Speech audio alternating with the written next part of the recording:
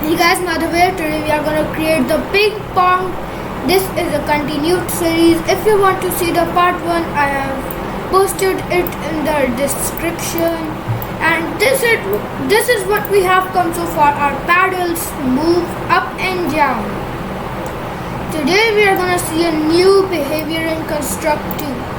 This behavior is something which will simulate realistic object physics. Like, there are many things in this one. It's like it can add gravity to your object. Let's start. I'm gonna start by adding two behaviors to the both of these. Let's add physics. Let's add physics. And now in this one, I'm going to show it a little more slowly. Go to behavior, press the plus icon and choose this physics option and then press add. Now here are many of the settings you have to change. Set this to circle. Yes. No, set that back to 0, 0. So that it returns to its original place, and that's it. That's what we need to do for this, and we have to repeat all for these two paddles. Movable, yes. Collision polygon. Now set this to bounding box. Now what is this collision mask?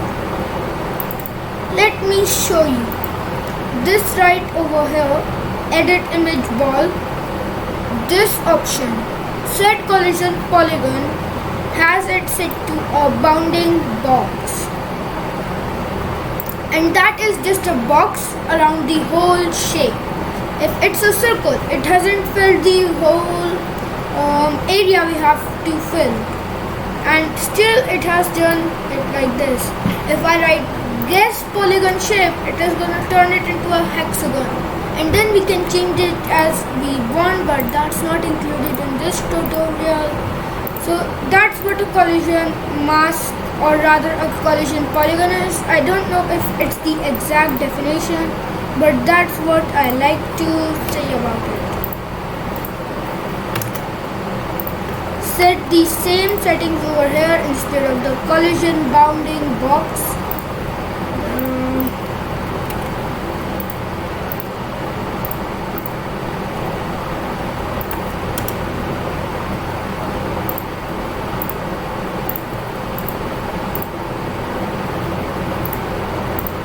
There we go. This should do the trick. Now one more thing before we go into scripting, like two more things I guess. So we are gonna add two new sprites.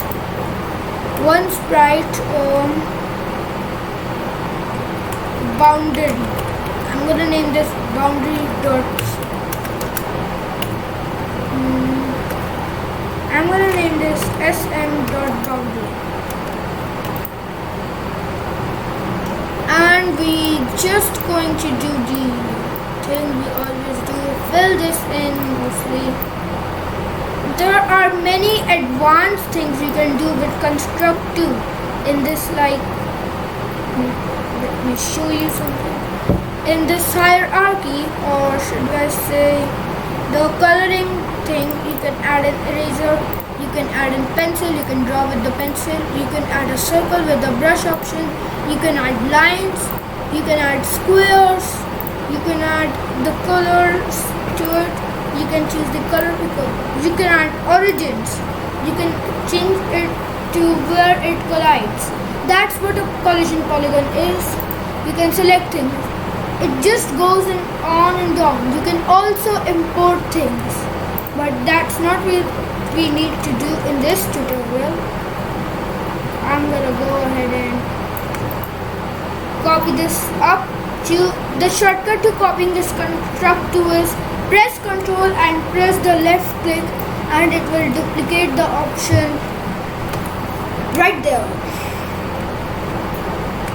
On to scripting, but just one more thing. Name your layout to game layout. That's what you can name it.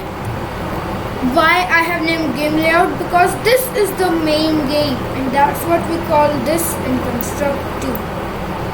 Mostly people will call the game layout where the most things are happening in your game, and the game sheet, also game sheet. So quick fix for you guys: if you can't see the effects of your event sheet in your layout, then go ahead to the layout properties and look over here at the event sheet.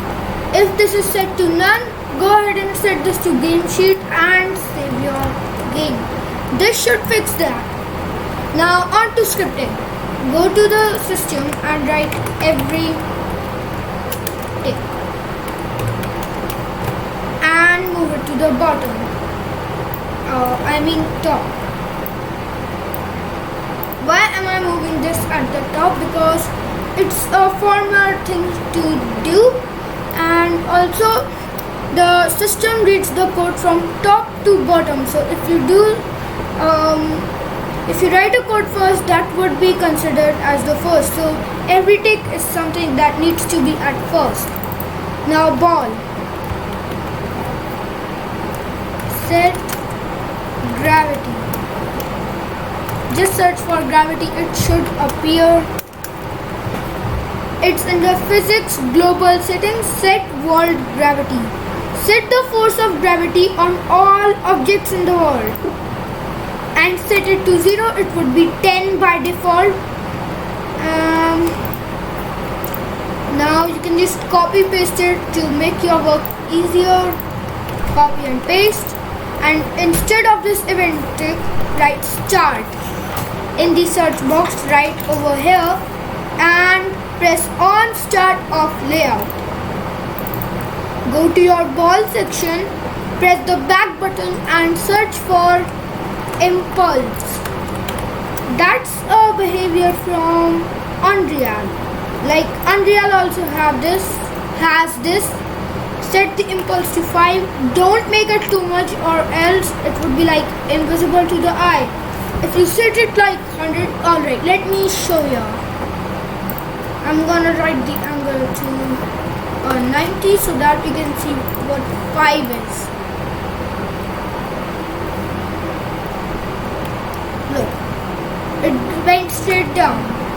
If I change this to 100 or something, wait a minute. You look at that, it's like almost an instant. That's what we don't want to do, so that's why I set it to 5. If I set it at too low, like let's say 0.1, and then we see over here it's super slow, it isn't even budging right there. So that's why the 5 is in perfect mix for this tutorial. Now the last, I think the game should be nice and going right now. Okay. I see the problem. Why isn't our ball bouncing off the walls? Let me show you. If I run this layout right over here, this is what's happening. It's not even stopping anything. Let's see why is it. We haven't added an behavior to this one yet. I'm an absolute bot. Choose the physics and set it to its original position. Set the settings. I think I remember setting this. Also set the prevent rotation to yes, so that these do not rotate, and also the immovable would be your yes. Set everything to 0 instead of elasticity. Set elasticity to 1. 1 means that the thing that bounces off these things would be returned to its original speed. Do the same with everything else.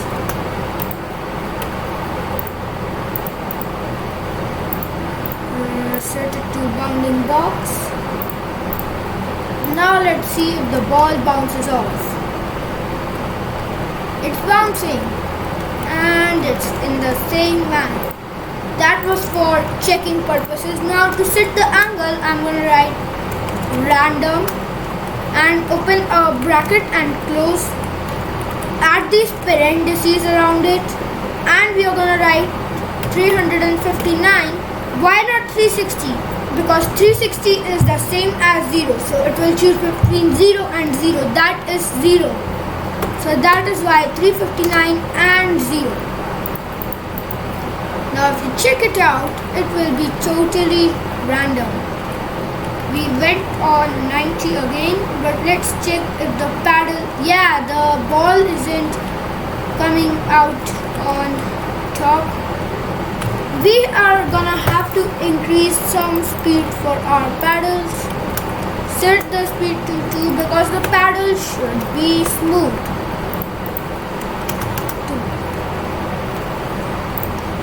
Same for these. 2. 2. Now there are many changes here. Let's see what this all means. Every tick means that every passing second or every millisecond. That's what the game processes. The ball and everything that has the physics behavior will set to the gravity 0.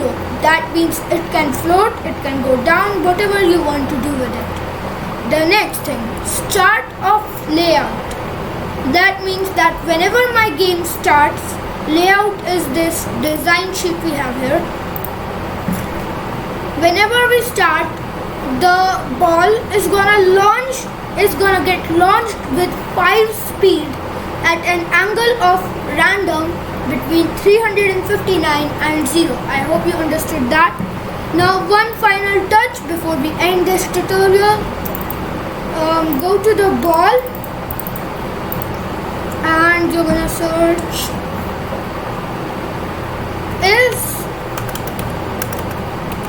is outside layout. That's what you have to search. Go to system and write restart. The next thing that you will see which is happening is let's just restart this. You see the game restarted automatically and our paddles are a lot more smoother now. We can hit the ball if it comes from any angle. I'm gonna miss it, but that's fine because you have to see the angle really farther. So this is what the basic game is like, and you can also see that it's launching at an random angle. We are also gonna move this at the start, and now we are gonna create some groups so that we can organize it. We are gonna write ball code. That's what I like to name. How I like to name rather. And I'm gonna attach all of this code right there. And now you can minimize it. That will take much less space. Controls, so that I don't have to create 2 separate sections. And there we go. Our game sheet is complete for now.